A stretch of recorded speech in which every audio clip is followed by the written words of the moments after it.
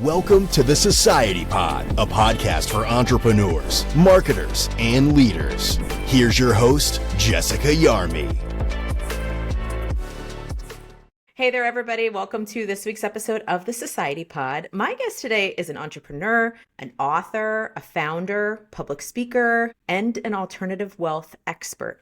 She's a supporter of female founders, which we love and appreciate. And she's also a supporter of females in finance, both from an investment and an investor perspective. Welcome to the show, Kelly Ann Winget. Thank you for having me, Jessica. You do so many different things. How do you introduce yourself? As a crazy person, I do a lot of things. I do describe myself as an alternative expert. I've been in the alternative investment space for almost 15 years, and I got started in oil and gas, but I'm 5 generations in oil and gas, so I was going to end up there one way or another. I started my career in sales and went through sales and operations, and then got a lot of transferable skills that way, which ultimately ended me up in private equity. So I've done a little bit of everything, and that has helped me kind of understand big picture concepts and allows us to invest in stuff that most people overlook because we've been there on the ground doing it. So you go from oil and gas to where you are now. Your company's called Alternative Wealth Partners. What is alternative wealth? So alternative wealth, I was in family office. It's essentially a whole staff of people whose entire job is move your money around. And most people think family offices multi-billion-dollar net worths, which that's what it historically has been. But as we've seen the source of wealth change over the last probably 2 or 3 decades, where somebody could build a dot-com business and sell for multiple 7, 8, 9, 10 figure exits, you start seeing these smaller and smaller kind of family offices start popping up. And because I worked in the spaces of billions of dollars and seeing what the back office of that looked like, there were all these resources available to these families to create and sustain generational wealth that a normal, what I call everyday millionaire, doesn't have access to. They might have a CPA, they might have an attorney, they might have an advisor who's all working for them in like a very fractional way. Like you only call your lawyer when you need a legal something done. You only call your CPA when you need your taxes done. You only call your financial advisor when the market's going crazy, you don't know what's going on. But they're never calling you and checking in on you or caring about what your strategy is moving forward. So when I left family office to start my own, I wanted to build that investment experience for the retail everyday millionaire investor. And that's what Alternative Wealth Partners is. And your podcast is called The Wealth Alpha. So yes. What is a wealth alpha? You're introducing all of this new terminology into my world. Yes. So alpha in the investment space is like, what is your competitive edge? What are you investing in that's going to achieve an alpha return, like an above average, above market return? Everyone is chasing alpha. That is the ultimate goal of somebody who professionally invests. It's very difficult to achieve that. And you could only achieve that when you start getting into more contrarian investing in things that most people are overlooking, because that is where the alpha is. You're not going to make a high return when everybody's doing the same thing. It's why real estate has a relatively conservative return. It's why the public markets have a generally relatively conservative return. When you get into private equity or venture, you're going to see where those alpha opportunities are, because if you're investing in a startup that everybody's kind of blowing off, right, but 100 grand didn't work, then in a few years, when they've gotten to a growth space, there's a huge multiple opportunity there that you're never going to see once it hits a public market.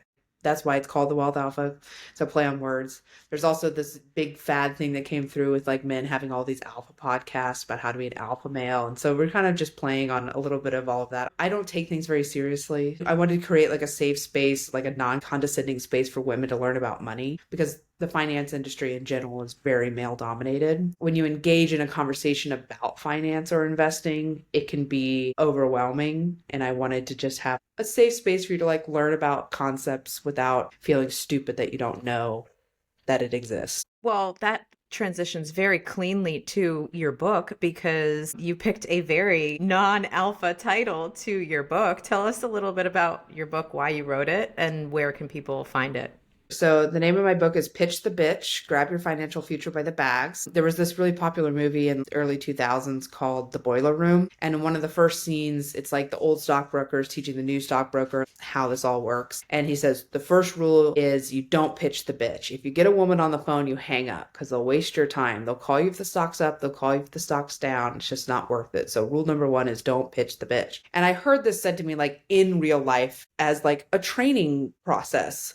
Like you don't talk to the woman on the phone. You don't talk to somebody who has too black of a sounding name. Somebody has an accent on the phone. You hang up. These are things that were like actively being encouraged in some of these spaces that I was in, which never made any sense to me. So when I went out on my own, I was really intentional about including everyone in the conversation. If I knew that somebody was married, I made sure that their spouse was in the room with me when I was talking to them about an opportunity. I don't assume anybody's net worth is or isn't something. My investor base in my company is very diverse. We have about 50% women invested, which is very difficult to do in our space. We work with a lot of different demographics. We do that intentionally. And so the book is about, here's all of these very, both basic financial literacy, but also a little bit more sophisticated financial literacy topics that are being gatekept from the masses because they don't fit into what has historically looked like wealth. It's what's keeping you from creating your version of wealth for yourself. So I'm trying to remove that gatekeeping. I'm trying to remove those barriers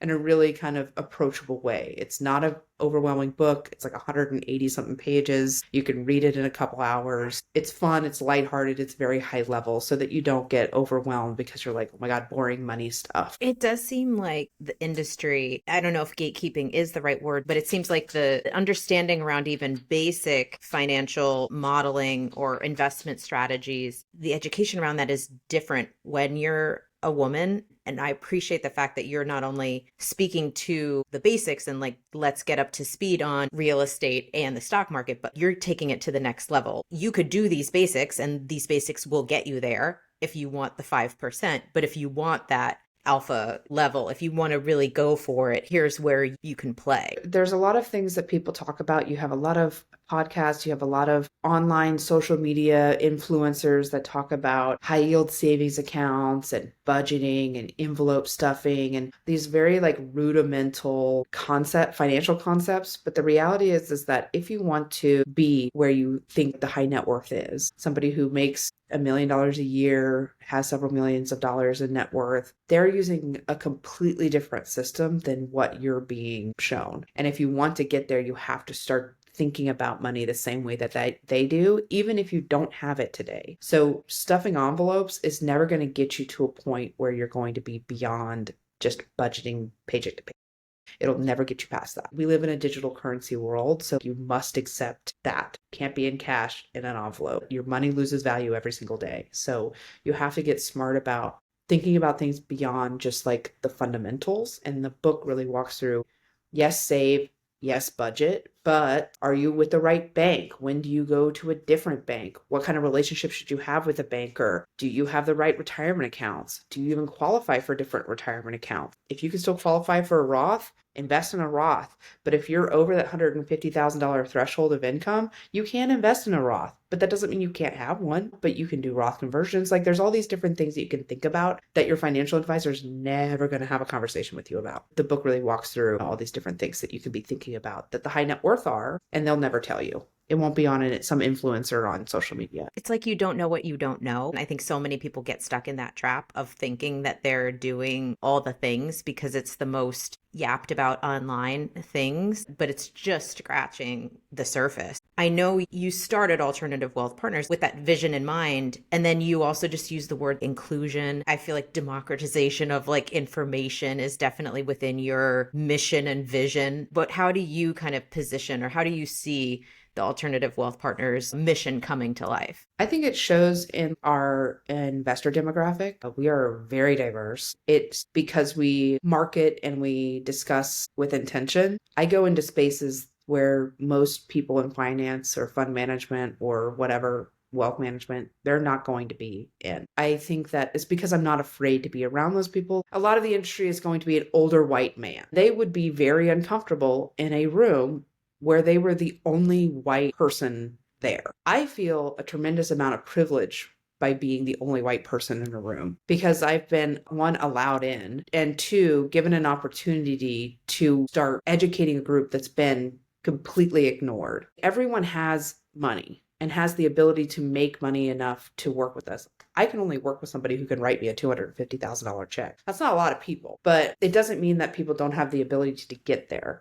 And I have no place to assume that somebody I'm talking to, based on their race, their gender, their sexual identity, like, it doesn't matter. That doesn't tell me whether or not somebody has money, because the richest people that I've met look like hobos. I can't assume that just because somebody's wearing a nice suit or in a certain part of town that they have the money that's required to work with me. It doesn't mean that they aren't allowed to have the information that I have, a sharing experience. I want everybody to at least have the tools so that if and when they use them, they get to a place where they can start investing in things that I invest in, that they're ready and prepared to do that. Because I just want better investors, whether they're invested with me or not. I think about that often through a franchising lens, which is more my world, but it's the percentage of female franchise owners, the percentage of minority franchise owners, and yet it's there for all of us, and being more inclusive, open spaces, just to have learning opportunities across the board for everyone and anyone. And it still is an uphill climb, because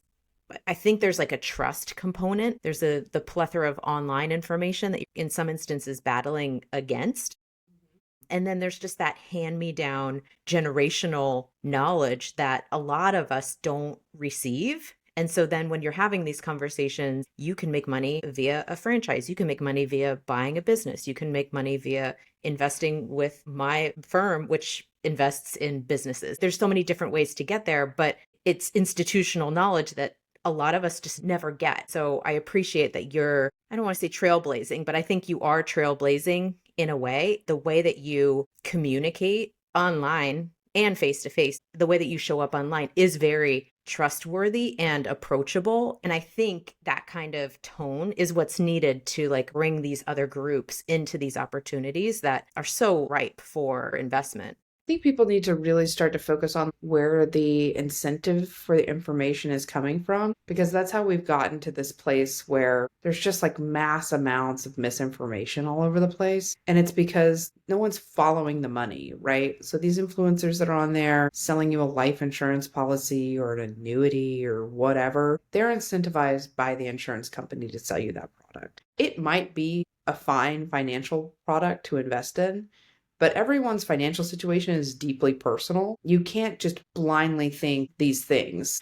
It does take some rewiring, because we've been told for generations that, oh, your financial advisor takes care of all that stuff for you because they're licensed and regulated by this entity, this mysterious entity, that they're, a fiduciary, but they're not. They're licensed to sell a specific product. It's like your real estate agent, they're licensed to sell you real estate. They have an ethics board.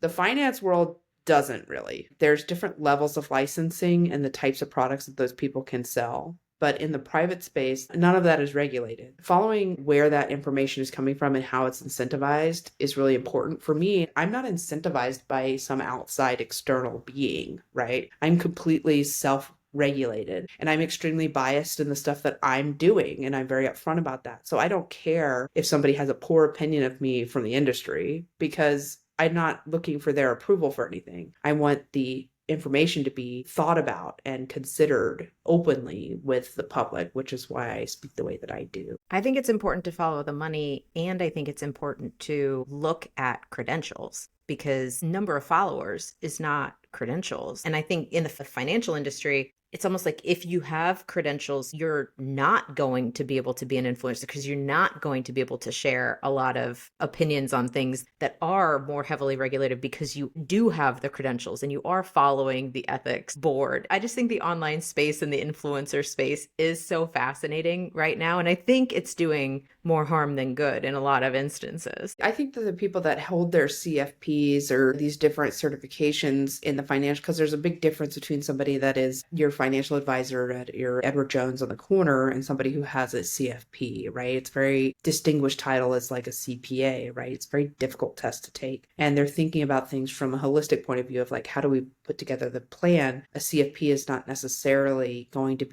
selling you a financial product, where an advisor is going to be selling you a financial product. They are a licensed salesperson, and they're only allowed to sell you products that their institution, the one that holds their license, is allowing them to sell to you. So independent advisors are great because they operate under their own umbrella. They hold their own license and they have their own products that they've done due diligence on and they want to sell. But again, they're most likely going to sell you the product that's going to give them the highest commission. So they've partnered with life insurance or other financial institutions to offer different financial products for you. They might be more tailored given that they're an independent advisor. But again, the products come from somebody, they're incentivized somehow. And so understanding that is really important. Definitely important. And I think everyone who's listening should kind of take that mental note of like, who am I actually following and who am I actually listening to? And you should be following Kellyanne. I want to go specifically to female founders and investing in female founders and maybe even having female investors, because I know that's a lane that you are super passionate about and have done a lot of work to champion. I think the statistic, and you probably know the more recent number, but it's somewhere between 1% and 2% of venture capital goes to female founders. What are we doing wrong? And how do we start to move the needle to be a more balanced equation? Representation matters. The people that hold a majority of capital decisions are going to be 40 to 60-year-old white men. When you have an all-white male investment committee, it's very hard for them to put on their little blinders and listen to a female founder pitch something, whether it's for the masses or in the space. Like if we take like women's health, for example, it's very hard for them to understand that. Some of the questions that the founders that I've worked with in the past have heard in some of these things, something that deals with menopause, right? And they're like, it just doesn't seem like it affects that many people. Well, women are 52% of the population, so it's going to affect a lot of people. So it's hard for them to remove that bias, whether they are aware of it or not, but they're not doing the work necessarily to figure that out. The women who are starting funds, there's been a big boost in women starting venture funds with the focus on supporting female founders. But again, it goes back to who has the access to the money, right? Women do have money. They make a lot of money. The problem is that they take a really long time to make decisions. And at that point, the opportunity is either gone or it's changed to a point where they no longer feel comfortable investing anymore. Everyone always says women are risk adverse, but I don't think that women are risk adverse. I think women are just fine with taking risk. I think that women have to deal with a lot of decision making in their life. They control a lot of the decisions of the home, including the finances of the home. They just don't deal with the investment decisions of the home. And so they really want to be experts before they take a big leap, right? They want to spend enough time or the appropriate amount of time that they think that they need to make a decision. These are kind of these big roadblocks that are being created for female founders to raise money. They also don't have the same support system. Like if we're talking specifically about venture, they don't have the same support system as like the tech bro network that exists out of Y Combinator and then Silicon Valley. Women who are creating things aren't in San Francisco. They're creating things in like middle America because this is where they're experiencing problems that they want to fix. They don't have the resources. They don't have the same network that's built out. So the things that we need to start working on is how can we bring together a lot of this fragmented piece of women in the investment space? I think we all trying to compete with each other instead of trying to be more collaborative to solve the problem. We don't have the resources to be competitive right now where everybody else is. And I think that creating that community is going to be really important in 2025 because the number is under 2% capital goes to women founders. It's gotten a little bit better if there's also a male co-founder, but if you're a solo female founder, it's tough to raise capital. What do you think female founders get wrong when pursuing investment that they have control over? We know that this environment is difficult, but like, are there certain things that you see female founders tripping on or doing incorrectly as they're trying to get funding? I think that a lot of female founders overcompensate, given that they are presented with a lot of roadblocks. So when they go into these conversations with investors, they're like overly prepared, which is a good thing. But they're also information overloading to the investors who don't actually want to go that deep. At least from my experience, I haven't found a lot of venture funds that do really deep due diligence at the earlier stage stuff. It's really about who do you know, what's the relationship, and are your numbers kind of okay? So being prepared is important, but start very high level and with a lot of confidence because you have male founders going into these capital meetings. It's just saying like, I'm going to go to the moon tomorrow. If you give me $400 million, I'm going to build the next Earth with no resources and also this team that doesn't actually work for me, but I have a 3-page slide of team members that I can onboard immediately if I had $300 million.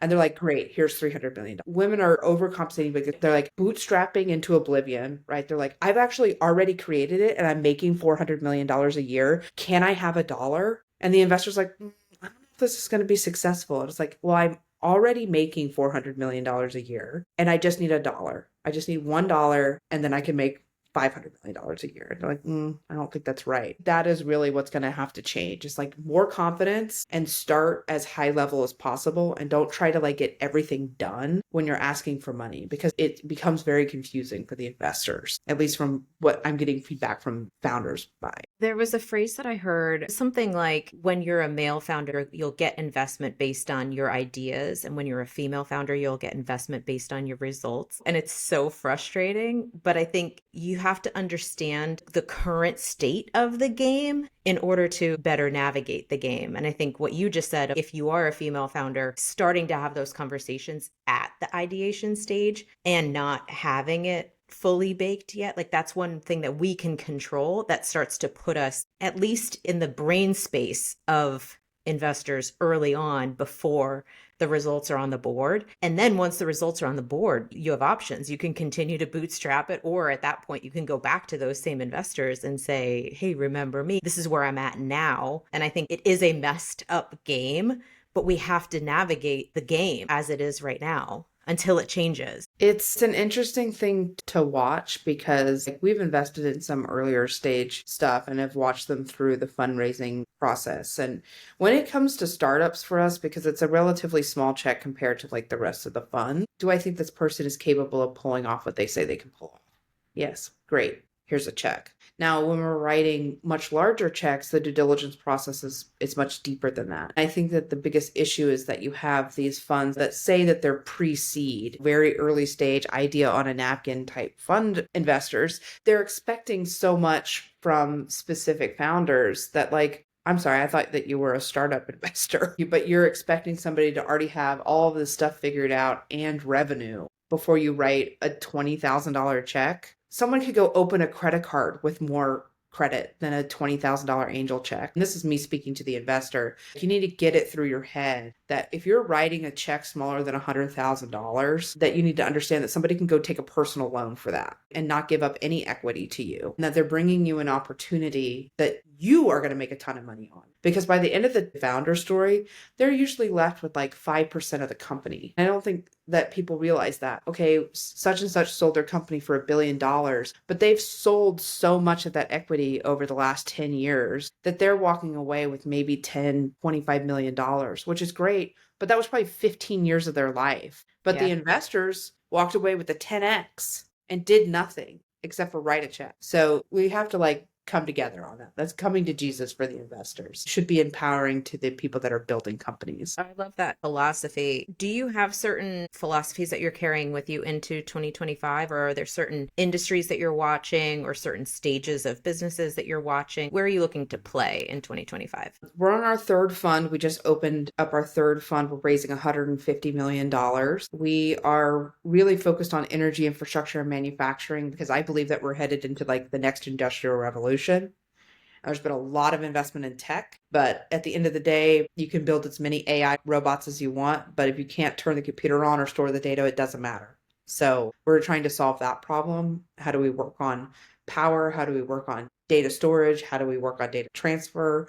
Like all these different infrastructural things that aren't being thought about and require a lot of capital. And we're just going to overrun all of that if we continue down the same everyone chasing the next greatest AI thing without any sort of thought about where are you going to store all that data to use? Who are you going to sell the data to use? If you don't support the people that are buying the consumer, you have to support them. Are you playing in pre-seed in that space, or you're playing in seed, probably playing in larger established companies at that point? We're all over the place. Part of our strategy is diversification. So we are in early stage stuff, but we also are buying majority ownership of existing companies and taking them over and operating them.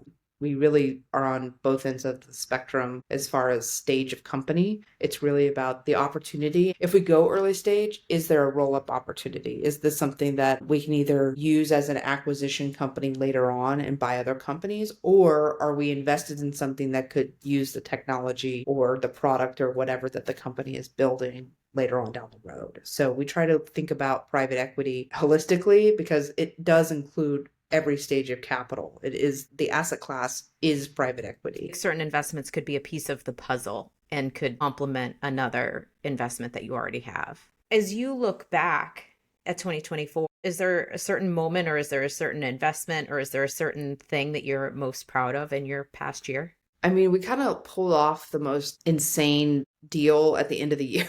So we opened up our fund. A big part of what we do is tax strategy. How can we invest the most efficient way possible, both tax incentivizing the cash coming into the fund as well as the cash going out of the fund? What we were able to pull off the end of the year was secure $10 million in tax credits for $10 million worth of investors. So all of those investors received a dollar for dollar tax credit. So they have no at-risk capital. The worst thing that we could do in our fund is nothing, and they would have already received 100% return. Just by giving their money back, they would have doubled their money just because they would have paid that to the IRS and never see return on it.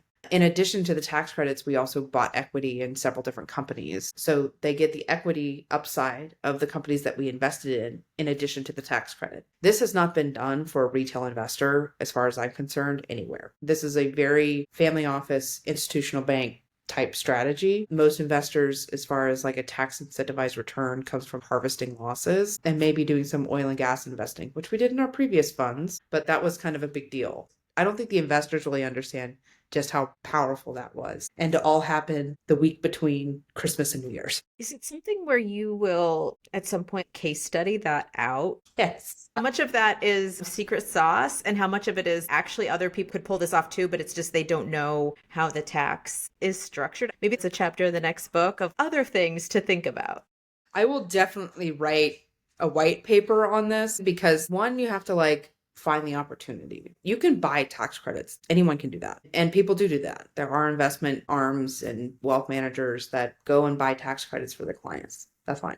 Dollar for dollar is very hard. There can be opportunities where you can get more than dollar for dollar when you're just buying tax incentives. But again, you're just buying the tax incentive. And it goes back to more of I don't want to pay the IRS anything ever. So I'm going to do this thing instead. This was something that you now have the potential of 3xing your capital and not paying taxes that you don't owe. And the reason why we focus so heavily on tax strategy is because I believe that if you're investing your capital into things that have impact, that you are directly contributing to the community in a way that your tax dollars will never trickle down to. And that's why you get the tax incentive, because you're doing work that the government now doesn't have to pay for. That's how you should think about it. You're getting a tax incentive because the government doesn't want to do that work. That's why people still invest in oil and gas. The government doesn't want to have a government-funded oil and gas drilling program, so they incentivize the private investor to go invest in oil and gas production. You invest in oil and gas production, you get 100% write-off. That's how the government works. We focus on how can we invest in things that have impact that provided tax incentive so that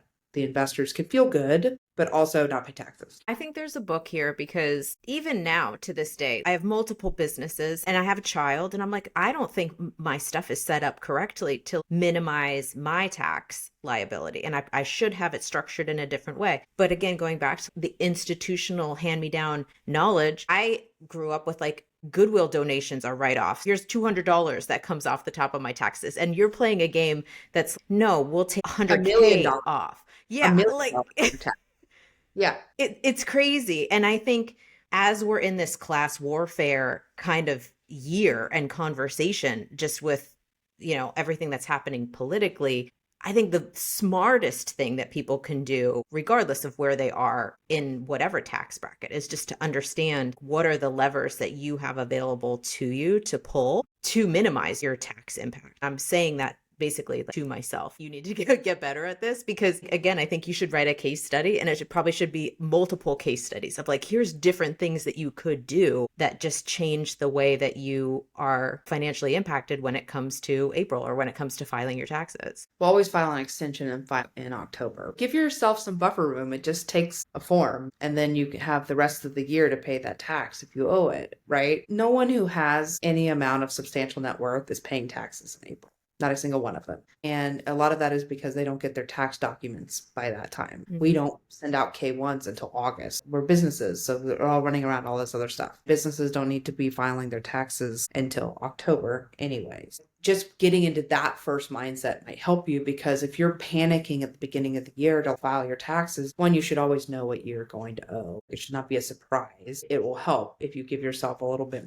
another 6 months to pay your taxes if you do owe, especially if you can get more proactive about how you invest and how you spend and how you donate, so that you don't have a large tax bill. Donations are a strategy, and people do that. But when you get into high net worth, they're using DAFs. They're throwing a whole big chunk of money, and then they're just carrying that donation forward for as long as they need it, or all up front, depending on what their tax situation is. I'm not a tax advisor and I'm not a CPA or anything, but I've been doing my own taxes since I was 16 because I was making almost 6 figures in sales. So I had to pay my own taxes. And if you can get really good at doing your tax planning, you have a built-in 20 to 30% additional income that is now at your disposal, and people don't realize that. Like, that's a game changer kind of dollars. Yeah. And I think people are becoming more aware of like the fact that they're giving the government an interest-free loan all year round by having all that money come out of their checks. You really need to understand what your exemptions are, so that the name of the game is zero. Like, you don't want anything back from the government, and you don't want to owe them anything. Like, the name of the game is zero. Refunds are great, but again, if you're like relying on a $3,000 to $5,000 refund every year, what could you do with $3,000 to $5,000 a year while you have to start thinking about the whole big picture of your money, because this is what family offices do. They have a whole team of people who are thinking about how the money's moving all year round, so that they have plans in place when they create capital gain events, or if they have a big income situation. They already know a year in advance how they're going to handle that situation. It's so important. If you play that game correctly, then you have more to play with. How do you balance your time between all of the different things that you work on? Like, do you have a specific way that you map out your day or your month to allocate your time? This is one of my 2025 goals, is to get better at this kind of time management thing. And I turned 35 on Tuesday. And birthday early. My wife and I are going away for the weekend to plan the next year. Like, we're going to just sit down and just think through all of my travel, all of her goals, everything that we want to be doing, creating a very structured plan around that. And it's because things move very quickly, especially like in my world, where it's felt like I'm like flying by the seat of my pants. I can't do that anymore. I need to like pump the brakes and do things the right way without constantly feeling like flying by the seat of my pants. We do a lot. We're only an operator in 2 different companies. As far as like the daily operations of the things that we're invested in, I have an executive team that runs those businesses, but I do a lot of the strategy work. I need to be spending more time doing the strategy piece across all the portfolio companies, instead of a lot of like administrative stuff I could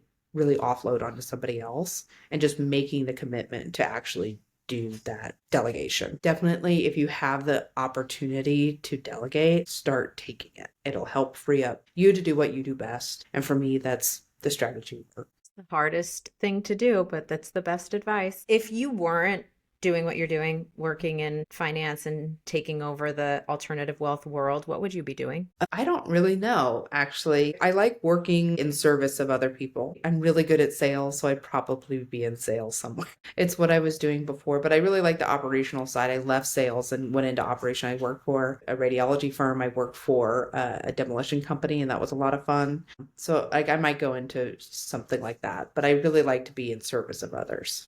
Talked to a few different people who had difficulty answering this question. It's interesting because I think the people who struggle to answer it are people who are working in exactly what they're supposed to be doing. And so there's almost no consideration of what would the plan be, because you're doing it. You're in your exact correct path. You clearly have the ability to show up in your most authentic self in something that you're great at and make an impact in service of others. And so there's just so much alignment to who you are in the spaces that you're playing in. So I'm not surprised that you had difficulty. I've had moments where I lost a sense of purpose. It was kind of like my most chaotic times of my life. More people should be connected to finding out and really accepting what their purpose. I think when I left to start Alternative Wealth Partners in 2020, that moment of like, I'm so tired of seeing all of these people get treated this way by people who know better. I just didn't want to be a part of that world, and I wanted to change it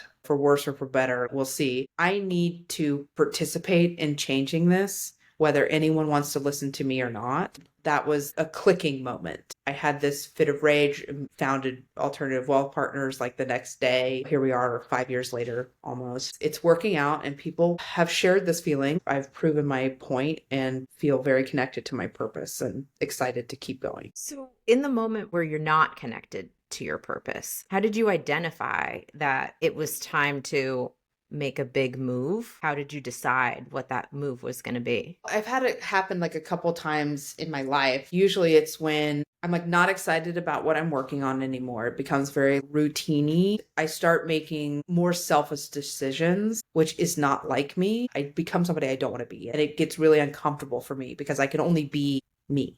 So when I stop being me is when it's like, okay, something has to change. And at that point, I had gone through a significant amount of time of being really uncomfortable and not being me and just having that moment of like somebody snapping. This is yesterday and now forward is me. I have to leave that behind. As you're heading into 2025, do you have any resolutions or goals that are high on your list? I think being more intentional with my time and energy and space because of what I do and what I want to be doing, which is providing a lot of access. It can be overwhelming with how much time that takes up. So trying to create boundaries of people that deserve my free time and the people who should pay for my time, because that was really blurred the last couple of years, really creating those boundaries of people that are taking advantage and people that actually need the space to get the information for free. And if you needed another reason to dive back into your podcast, I think that would be it. You could reach a lot of people. You could put value out into the world at scale.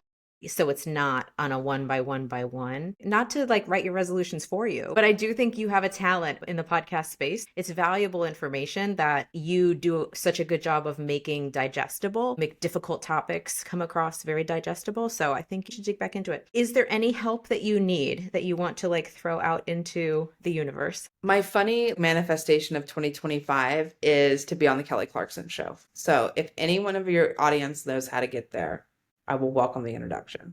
We'll have to tag her. I think just follow along, I guess, is the best thing to do right now. I'm in my giving era. Why that show specifically? I just love her. I described her this way the other day to somebody. She's one of the most authentically herself for so long in the public eye. American Idol to having her random show that doesn't really have a point. Like she just goes on there and sings and hangs out with her friends or other celebrities she wants to know and she's using her show to get to them. She has been unapologetically herself, unscathed, reputational wise, for 25 years. I think that's impressive. I would assume her audience skews female, and I would assume her audience would benefit from the value and the information that you have to share. So we'll see what we can do. I'm sure we could arrange a book giveaway for everyone in the audience that day at filming. We could make this happen. We covered a ton of topics today. Is there anything that's top of your mind that we didn't dive into that you want to close out with? My mind is always going 1,000 miles an hour, but I think we did a good job of covering stuff, and I hope that it didn't overwhelm everybody. I think that people should take away from this podcast that while it seems like a lot, because money is literally involved with every aspect of your life. So it's going to be a lot, but you need to think about money as a tool, not as something scary, but something that you can use to really build the life that you want. Well, thank you for everything that you do to make it seem less scary. There's still a lot of it that is scary to me, but you make the difficult topics digestible. So thank you so much for sharing all of your knowledge, all of your wisdom and value today on the Society Pod. Thank you for having me. We hope you enjoyed this episode of the Society Pod.